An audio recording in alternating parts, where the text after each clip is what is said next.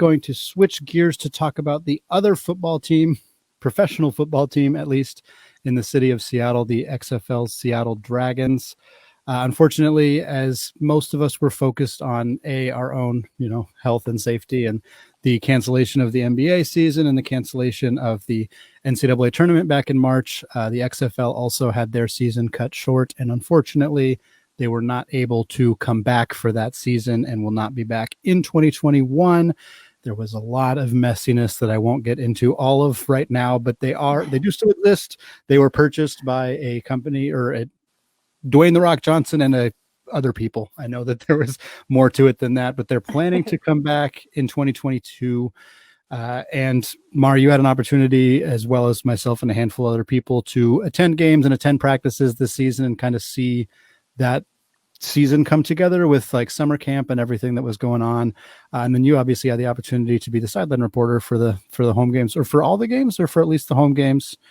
Yeah, I traveled with them to the first few, and then there was one they traveled to where they were starting to worry about COVID, and before everything got shut down, I didn't get to go to. So I kind of just wanted to ask, like, I was going to say, I just wanted to ask about what that experience was like for you, and obviously like a really cool role, a cool opportunity, a new league, and just kind of what that was like being around that team in their first year. Hopefully not only year. I know. Yeah, I hope we're back. It was awesome. I really enjoyed, sorry, my dog is right next to me here. I really enjoyed being around I feel like so many of the players that don't make it to the NFL don't really have anywhere else to showcase themselves. Mm-hmm. They can go play in Canada, but there's nothing here. We really should have a spring league that gives them a better shot at that. And so many of these guys were super talented and maybe just had like an injury right before the draft, or just weird things that didn't go their way. And so many of them also played in the AAF that it breaks my heart how many times these things have gone awry for them when they think that they found a place.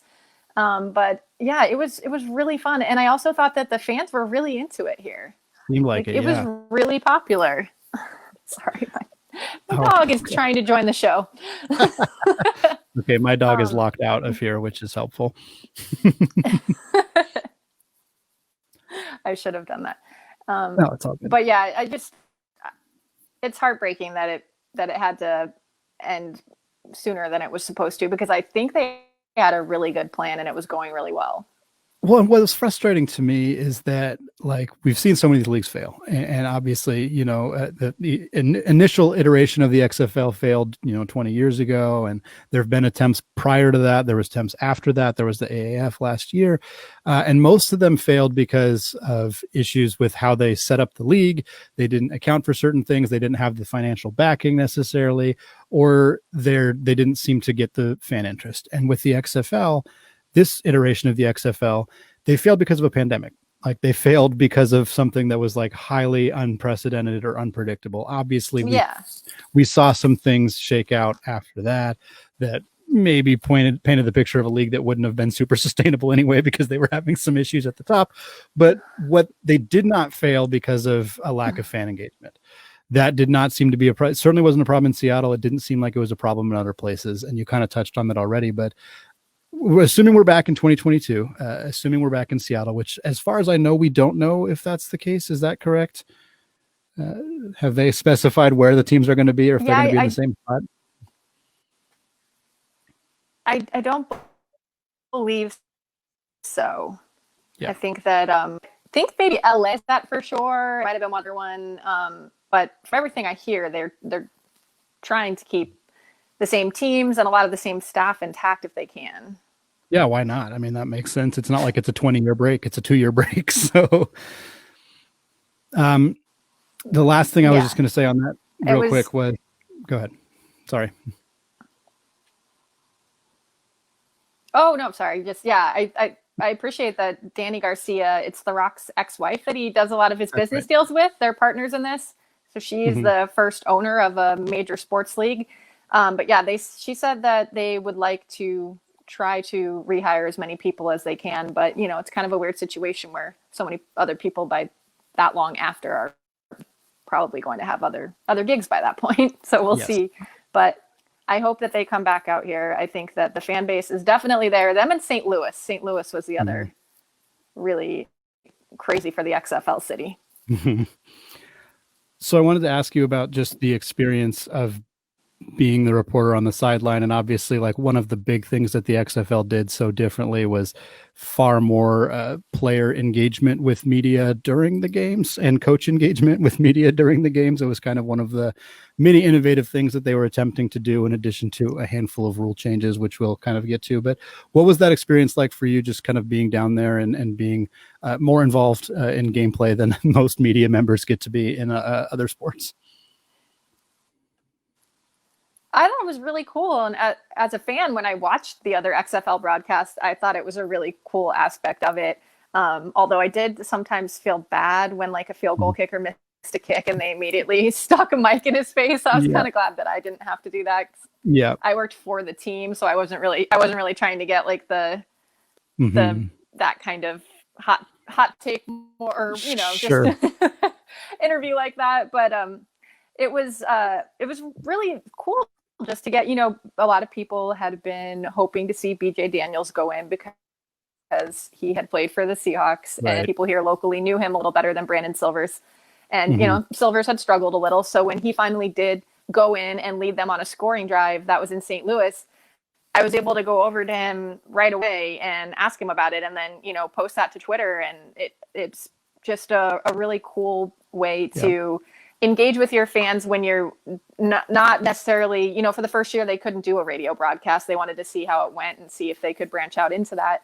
But I felt like they were really innovative in finding different ways to connect with their fans. Yeah, absolutely. And that's why it's so frustrating to see it kind of go a little bit backwards. Like, ideally, they'll kind of keep going with some of this stuff in 2022 when they come back.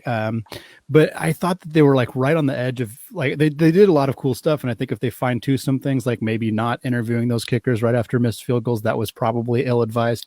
But if they fine tune a few things like that, I think that this could be what football needs, what American football needs. Is, you touched on it earlier, you know, seeing guys like Keenan Reynolds, who was so close to making the Seahawks roster. Like, they had so many talented receivers, and I watched him, like, for 2 years, and I'm like, this dude is good enough to be in the NFL, and he just didn't quite make it. And then he got a chance in the XFL.